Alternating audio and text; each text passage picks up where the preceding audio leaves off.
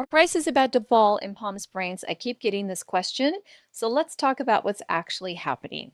So people are hearing the national headlines, wondering if the desert is next. And by the way, if we haven't met, I'm Lisa Angel. I'm with LPT Real Estate, and I help people, buyers, and sellers make smart moves across the desert cities. My job is to give you the real story, not the scary version. So let's define what a drop means. So, are we talking about compared to the peak frenzy a few years ago?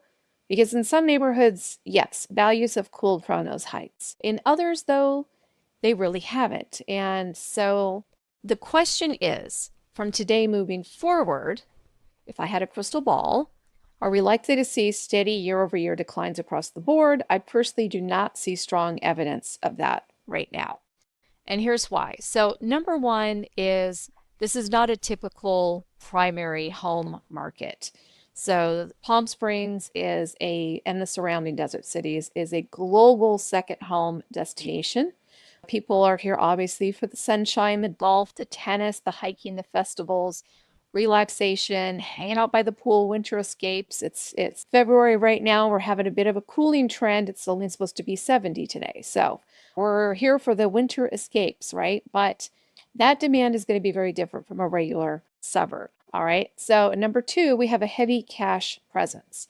So fewer buyers are relying on financing, and most that doesn't mean mortgage rates are not affecting us at all, but they may not be affecting us much as other parts of the country. The one way that it might still matter, let's say somebody wants to buy here with cash, but they need to sell their home in another area or state first in order to do so.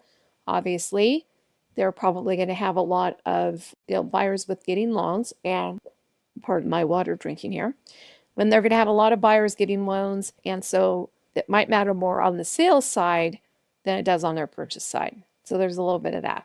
So number three is inventory is starting to move in places where people thought it was stuck.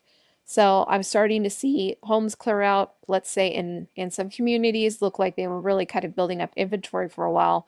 And I would say over the last 4 months, I've actually seen things get a lot busier here. So we're starting to see, and while there's still going to be pockets of homes still sitting, we still don't have even quite the inventory that we had pre-COVID. In fact, we don't have the inventory that we had pre-COVID, and that was generally considered largely a seller's market. It wasn't a huge seller's market, but it was more weighted in that direction. So, are sellers still adjusting to find the market? Yes, especially if they've just bought in the last couple of years. That's going to be a little tougher deal. So, for instance, today I was running two market analysis scenarios for two different potential sellers. One seller bought at the end of 2020, one seller bought last year. Obviously, if you bought last year, anybody knows you're better chance than not that you're going to take a hit. But overall, the one that bought in 2020 has made quite a bit of money. So even though maybe the home isn't quite where it would have been, I don't know, maybe at the end of 22 or early 23 or something like that. In fact, actually, no, it's probably higher than that. It just didn't go up much more since then. Okay, so that one, she's still going to make a lot of money on that particular property. The other one is they'll lose some money. So also depend on when you bought, if you're a seller and you're looking at it from that point of view.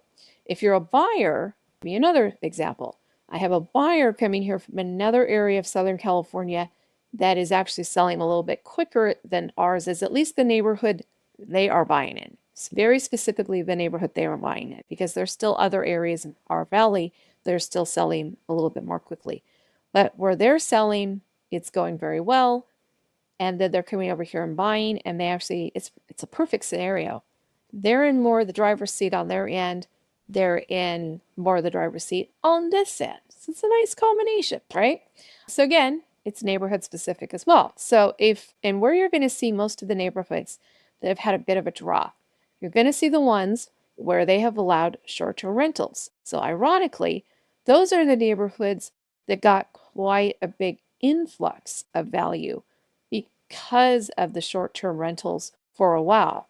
So more people were coming in, they were running up the prices. They're like, I don't care what I pay for this thing. I'm going to rent it out. I'll make it up on the other side. Okay. Well, you know what? That didn't necessarily happen, right? So you've got now, then you got too much inventory in a lot of these neighborhoods, too many short-term rentals, right? And then, so now, even though there's still plenty of people renting, they're not, there's just so many, the basic laws of supply and demand mean that that amount of money you're making has gone down. So in those neighborhoods, what you're then finding is that a lot of people who had mortgages on those homes, and most did, for those ones, buying with leverage, all the things, they're seeing a drop in their value because there's all those short-term rental owners are now putting these homes on the market to try to get rid of them because they're actually losing money. Even if the place is rented 24/7, I can tell you from like seeing this up close, people are losing money on these things. So now, having said that, ironically, once some of these clear out, those short-term rental properties that are left will probably make more money.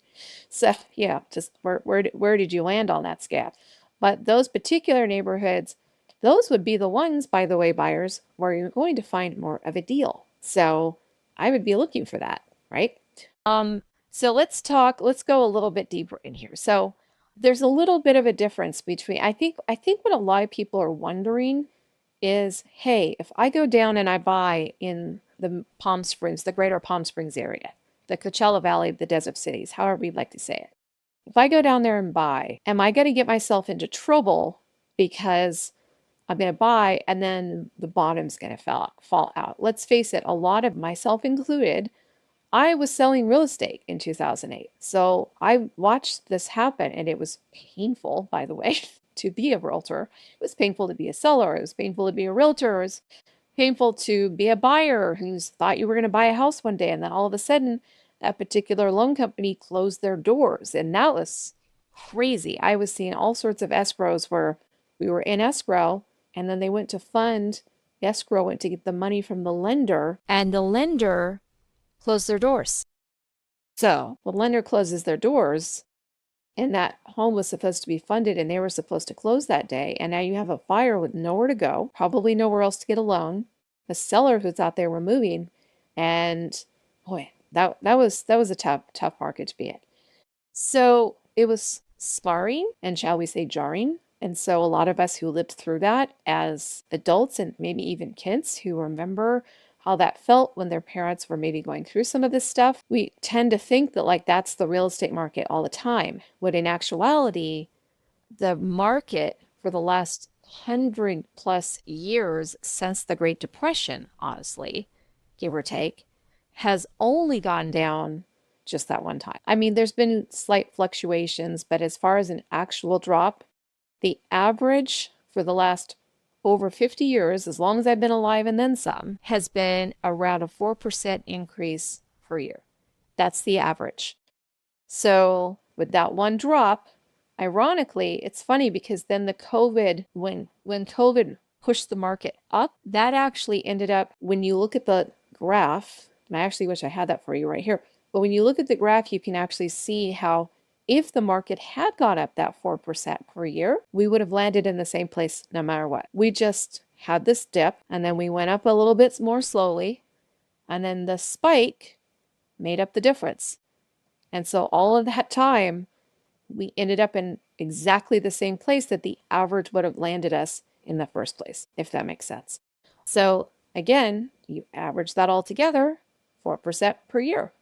So we've had a little bit of a lower rise, and it's kind of like inflation, right? So people talk about inflation and they talk about, okay, well, the inflation has gone down or is flat. Why price is not going down? So there's a little, and some of you probably already know this, but for those who don't, because it is actually a concept that is kind of foreign. It's sort of like if I gained 4 pounds a year and eventually, or let's say 8 pounds a year or whatever, and then eventually I just stopped gaining weight. Well, my inflation of my weight has stopped and I'm not gaining any more weight, but I haven't lost any either. So all of the price increases that we've seen over the last several years, they're not going away.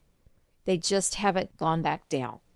And so inflation is still going up, right? So it's just not going up as fast as it was before. So if we see a property that has, and you're like, why aren't the prices really going down? You might see prices going down. These are homes that went on the market too high and just need to adjust to find the market. But when you look at value year over year, the value has still largely gone up. So that's the difference. So certain pockets of real estate, very hyper local, you're going to see differences, right? But here's the deal. So let me get over to show you what I'm talking about. So in this particular case, this here is, it's not letting me move this. But anyway, okay, so this here is January, which is why, let me get this out of the way so I can move it. Okay, now you can see it was this is for January 2026. And you can see that the listings under contract were 824 in January, and it's up 33% from the 618 in January of 2025. Okay, so that's good, right? So listings under contract has gone up. We love that. In fact, it's gone up 33%. So that's fantastic. Now, here's interesting though. If you look at this, you go, okay, but the price went down. The price went down 1.7%. But here's the other thing. The price per square foot went up. All right. So what does that mean? Okay.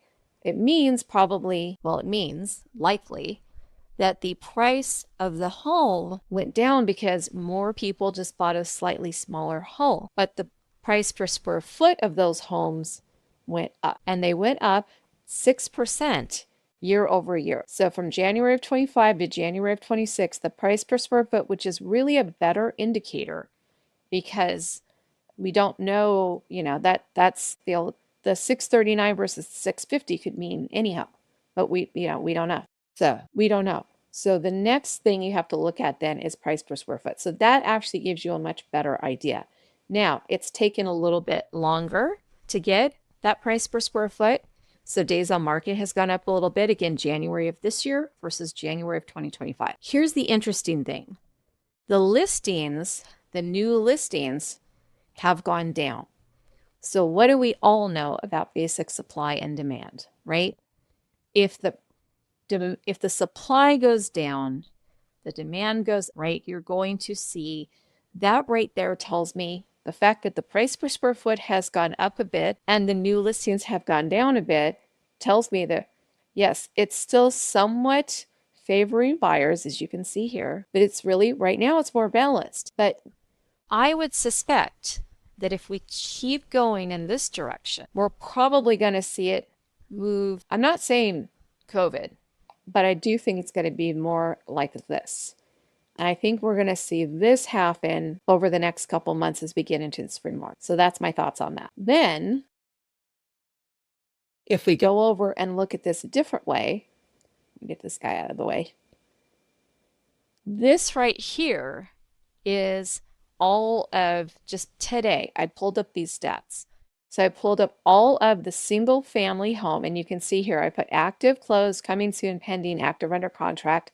I did condominiums and single family townhomes. Nothing really gets called a townhome here, but every now and then one slips in, so I leave it in there. I'm pulling all of the desert cities, so the Coachella Valley, and I am pulling, I'm going back for 6 months, all right? But really, when we talk about that market time, that more weighted towards buyers or more weighted towards sellers time, that is really more about the months of inventory.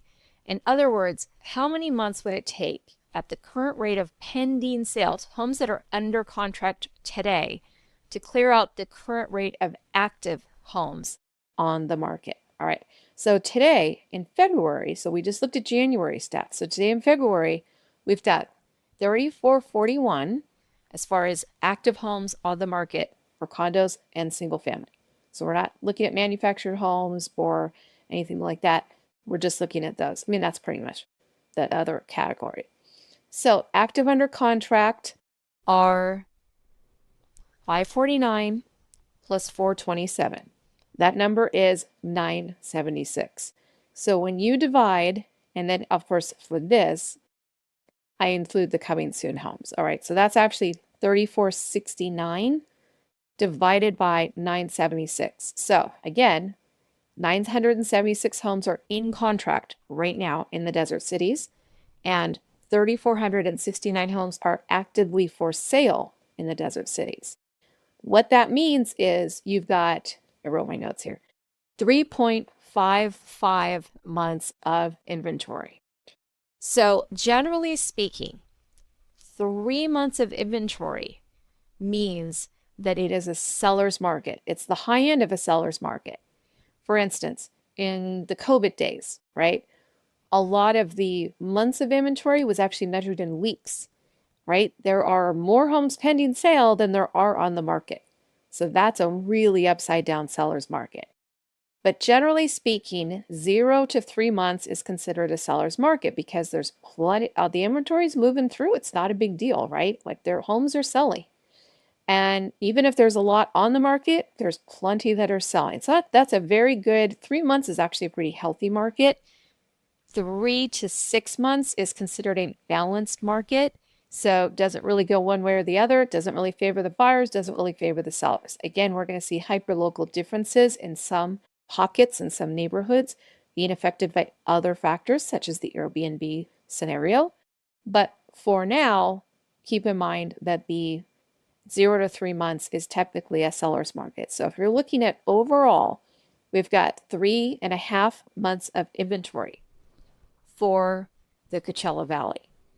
So what does that tell me? We are in February. We are into our market where people are already listing their homes. Why? Because people are here during this time. And they are thinking about maybe going home in a month or two, and maybe they want to get this home off the market. And they're like, okay, we're maybe for whatever reason, unfortunately, sometimes it's health, but we're probably not going to come back down to the valley. And so now we need to get our home sold. So they start thinking about that. Or maybe if they're not here, they get the home on the market. We've got plenty of people here during this time. In fact, this is the high season. February and March and April are the high season in this area. So the most amount of people that are going to be here are here right now. Good time to get your house on the market, right? Because you got the buyers are actually physically here to see the house, and not everybody wants to buy remotely. So what does that tell me? That tells me that right now we are well into starting out our spring market because we're going to start earlier, like I just explained. So are we going to see prices drop? This seems very unlikely to me. If you just look at the numbers, what I would see if I saw that it was likely things were going to drop is that I would see these two numbers, the active under contract and pending, much lower. Or I would see these active numbers much higher. So that's the difference. So that's what you want to look at when you're looking at if I'm going to come to the, now, do I have a crystal ball? I do not. If I did, I'd probably already be retired like a lot of you who are looking to move here.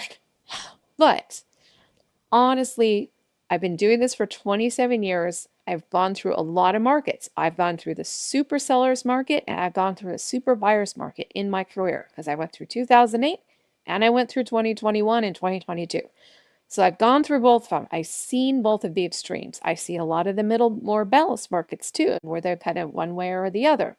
So what I can tell you is that this here does not, to me, unless something dramatic changed, does not look like much of a seller or rather buyer's market, or at least it's not a buyer's market in the making.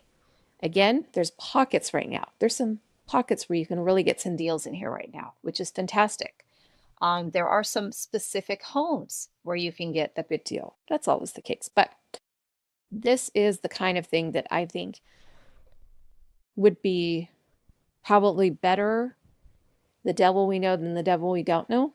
Because although I suspect that we're going to see interest rates reduce a little, and the reason I suspect that is because every expert has said that that's likely going to happen over the next year, the rest of this year.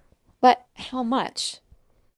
Maybe not much, but even the littlest drop that happened last fall, when we saw that happen in September, from September and October and into November, it was busy. It was busy. And I actually had a buyer get a 5.99 on just a regular conventional loan in October of last year. So we saw this 5 happen all of a sudden out of the blue, right? If we see that again, my suspicion is that we're going to see this get busy and this is going to clear out even more. We're going to see these two numbers go up more. And then at the end of the day, and by the way, here's our average price per square foot for sales for the whole valley, $387.19, which makes our average sale price $896.80. So that's our average sales price today, last 6 months, not year over year. This is for the last, so those stats are going to be different, right? Look at stats. If you watch sports, you can look at stats a lot of different ways. But in this particular case, I'm looking at what are the sales for the last 6 months.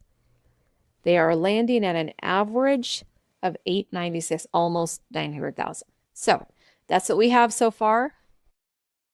Is the market in Palm Springs going to go down? Are you going to lose money if you buy now? Outside of a broad, again, dramatic shift of something that none of us know that's going to happen anytime soon, I would say likely not.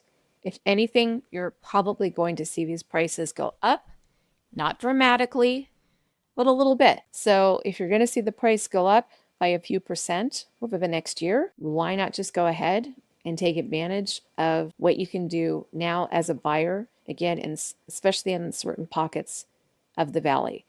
Now, I mean, if you're ready, if you're thinking, I don't want to buy and have the prices go down, I think you're going to be fine based on these numbers.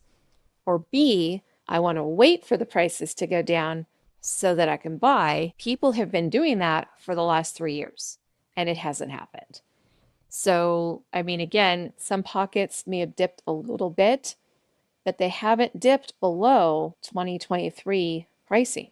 So if you've been waiting since then to buy something, you're still seeing, for the vast majority of the Coachella Valley, you're still actually seeing prices go a little bit year over year, a couple percent. In other words, there's probably, again, crystal ball, no point in waiting, because you're just going to end up having a situation where you're just going to buy it a few percentage points higher anyway. So anyway, so for now, as we are here hanging out by the pool, sipping on margaritas and, playing tennis and golf and hiking and all the things that we're doing here in February when it's 75 degrees or 78 degrees, although in a couple of days. It's going to be in the mid 60s to high 60s. I don't have to pull the puffy coat out, but that's where we're going to be. We'd love to have you here with us if you're not already. If you are and you just want to know how things are going in your neighborhood and you're wondering whether a move now makes more sense for you specifically, I would love to be your reference point on that. I am very happy to help you out, give you some of my opinion, my professional opinion, what would work best for you.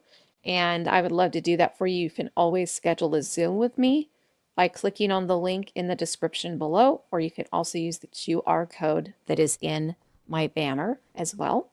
And we can hop on a Zoom, chat about it, or if you're here in town, we can catch some coffee perhaps. We can chat about it there at one of our many local beautiful coffee shops that we have here also. So, and also if you've been finding my videos have been helpful, I would so love a thumbs up or a subscribe would be fantastic.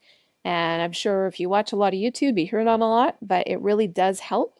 So if you were to find this valuable, it would really help me grow my channel. And that is something that I'm hoping to do. I'm hoping to help people get the information that they need that's going to be helpful for them to be able to understand what's going on in the desert cities and if this would be a good move for you. So if you're a seller, like how is the market affecting me in my home here? Or maybe you just own a home here and you're curious, of course. Or if you're a buyer, what does it look like living there? What are the utilities like? What is the market like? What do the neighborhoods look like? That's what I'm trying to provide for you on this channel, and I would be so grateful for any support that you would be willing to give. Thank you again so much. I'm Lisa Angel with LPT Realty, and I'm helping you live your best desert life.